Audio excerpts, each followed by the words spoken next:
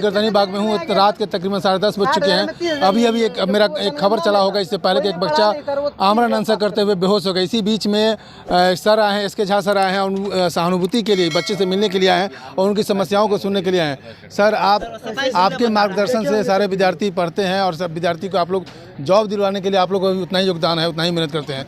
लेकिन आपके मेहनत पर तब पानी फिर जाता है कि इसमें बहुत सारी बातें कि दूसरे स्टेट के लोगों की नौकरी मिल जाती है और कटअप BPSC आयोग के गलती के कारण लड़के छट जाते हैं। अब क्या करेंगे, आप क्या कहेंगे? देखिए, कुछ चीज़ें तो ये तो कहीं ना कहीं गलत है। आप दूसरे स्टेट वाले को आप रोक नहीं सकते हैं। UR में वो हर जगह अलाउड है। हम लोग भी वहाँ जाके एग्ज़ाम देते हैं, वो लोग भी यहाँ आकर एग्ज़ाम देते हैं।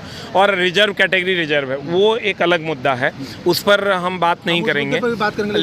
लेकिन ये जो मुद्दा है इन लोगों का, ये जेन्युइन है। कहीं ना कहीं आप समझिए कि 28,000 सीट जो लोग ऑलरेडी नियुक्त है, आप उनको आवंटित कर देते हैं। तो उनको तो आप ऑलरेडी अभी आप बोले हैं कि मुख्यमंत्री साहब की मामूली सा परीक्षा लेकर के जो है उसको हम राज्यकर्मी का दर्जा दे देंगे, तो इन लोगों को भी दे देते हैं। वो 28,000 सीट कम से कम ये जो बेरोजगार लोग हैं इन लोगों को मिल जाता। जो अभी ये कहीं जॉब कर रहा था, वो कहीं जॉब कर रहा था प्राइवेट में, जी जान लगा के इन लोगों ने मेहनत करी। तो थोड़ा सा उसको देखने की ज़रूरत है और थोड़ा सा उसको अच्छे से देखने की ज़रूरत है।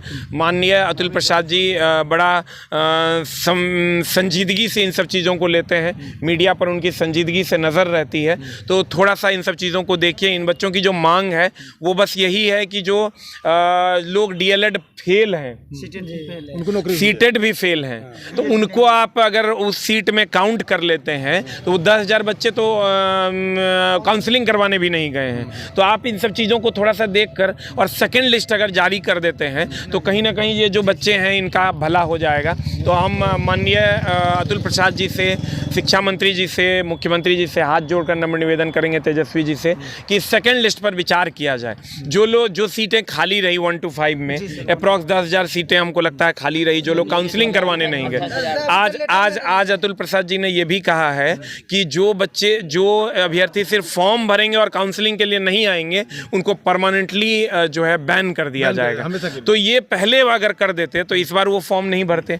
कुछ लोग मजाक में फॉर्म भर दिए, 2-4-5 हज़ार सीट, मान लीजिए कोई SSC में जॉब करता था और उन लोगों ने फॉर्म भर दिया, उनका फाइनल रिजल्ट हो गया, अब वो ज्वाइन करने नहीं आ रहे हैं, तो वो उसको काउंट कर लिया गया। अब इन बच्चों को कौन काउंट करे? 1.5 गुना आदमी को बुलाना चाहिए। अच्छा, एकदम 1.5 गुना आदमी को बुलाना चाहिए। शिक्षण की बात करें तो जो विद्यार्थी प्रोटेस्ट भी कर रहे हैं या मीडिया के सामने आ रहे हैं, मैं कई सारे वो खबर चलाया हूँ, तो वो डर से अब हमको कह रहे हैं कि वीडियो को आप डिलीट कीजिए, नहीं तो प्राइवेट कीजिए।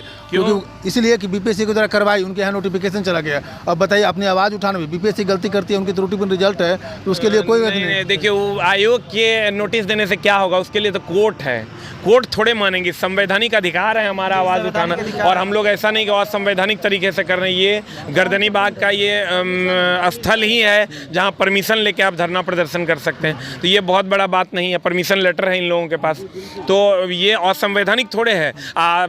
अतुल प्रसाद जी के लेटर भेज देने से थोड़े किसी का कुछ हो जाना है, उसके लिए तो बोर्ड है, कोर्ट है, कोर्ट में चीज़ें जाएंगी। ऐसा थोड़े आप लेटर, आप सरकार भगवान जी हो गए कि आप कह दीजिएगा लोग जेल चला जाएगा। अच्छा, उसके लिए कोर्ट है। अच्छा, आप इस बात को मानते हैं कि आयोग के द्वारा जो रिजल्ट निकाले गए है, सरकार के द्वारा इतनी जल्दी में जो फॉर्म भरवाना, एग्जाम लेना और रिजल्ट देना, इस हड़बड़ी में कुछ गड़बड़ हुआ है, त्रुटिपूर्ण रिजल्ट आया है? गड़बड़ी हुआ, ये तो अतुल प्रसाद जी खुद मान रहे हैं। उन्होंने आज प्रेस कॉन्फ्रेंस में ये कहा भी है कि पिछली बार जो गलतियां हुई वो इस बार नहीं होंगी। तो पिछली बार की गलतियों में जो लोग पिस गए हैं उनका भी संज्ञान लिया जाए, उन पर ध्यान दिया जाए। चलिए, अब पहले हम लोग जो बात कर रहे थे तो आप डोमिसाइल नीति की बात किए थे, या बाहर के लोग यहाँ पर नौकरी कर रहे थे, आपने कहा कि वो जो हुआ सो सही हुआ, क्योंकि हम लोग भी जाते हैं। लेकिन आपको कुछ स्टेट ऐसे बताए थे, हम उड़ीसा के एग्जाम्पल ले, उड़ीसा में जो उड़ीसा बोर्ड से मैट्रिक इंटर पास है उसी व्यक्ति को नौकरी मिलेगा। तो अब बताइए कि जब बिहार के लड़के को उस स्टेट में नौकरी नहीं मिलेगा तो इतना दरिया दिल दिखाने की क्या जरूरत है, जहाँ पर बेरोजगारों की भरमार है और ना यहाँ फैक्ट्री है ना कंपनी है। देखिए, ये कहीं ना कहीं वहाँ लैंग्वेज का प्रॉब्लम है।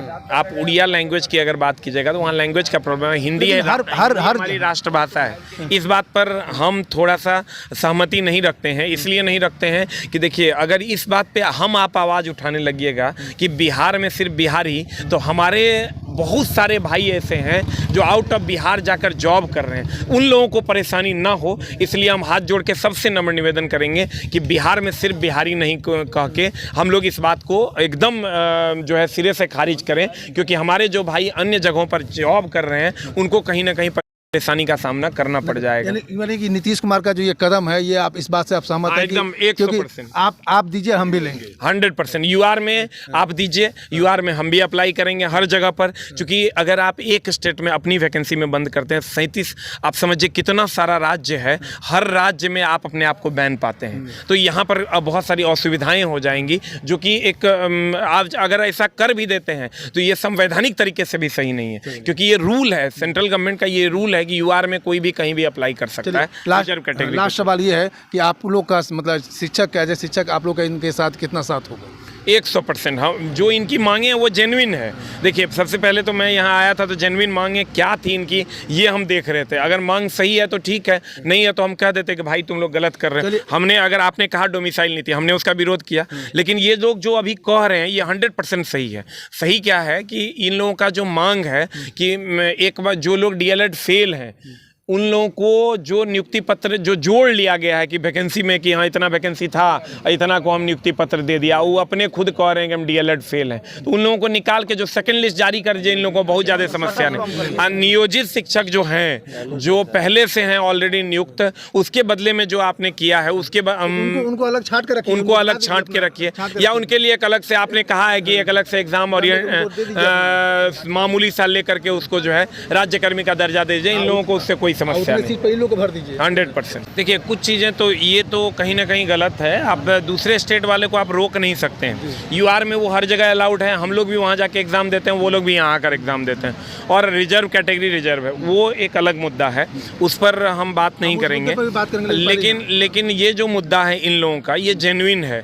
कहीं ना कहीं आप समझिए कि 28,000 सीट जो लोग ऑलरेडी नियुक्त है, आप उनको आवंटित कर देते हैं, तो उनको तो आप ऑलरेडी अभी आप बोले हैं कि मुख्यमंत्री साहब की मामूली सा परीक्षा लेकर के जो है उसको हम राज्यकर्मी का दर्जा दे देंगे, तो इन लोगों को भी दे देते हैं। वो 28,000 सीट कम से कम ये जो बेरोजगार लोग हैं इन लोगों को मिल जाता, जो अभी ये कहीं जॉब कर रहा था, वो कहीं जॉब कर रहा था प्राइवेट में, जी जान लगा के इन लोगों ने मेहनत करी। तो थोड़ा सा उसको देखने की ज़रूरत है और थोड़ा सा उसको अच्छे से देखने की ज़रूरत है। माननीय अतुल प्रसाद जी बड़ा संजीदगी से इन सब चीज़ों को लेते हैं, मीडिया पर उनकी संजीदगी से नज़र रहती है, तो थोड़ा सा इन सब चीज़ों को देखिए। इन बच्चों की जो मांग है वो बस यही है कि जो लोग डीएलएड फेल हैं, सीटेड भी फेल हैं, तो उनको आप अगर उस सीट में काउंट कर लेते हैं तो 10,000 बच्चे तो काउंसलिंग करवाने भी नहीं गए। चलिए, ये एसके झा सर थे, ये इनका साथ है इन विद्यार्थियों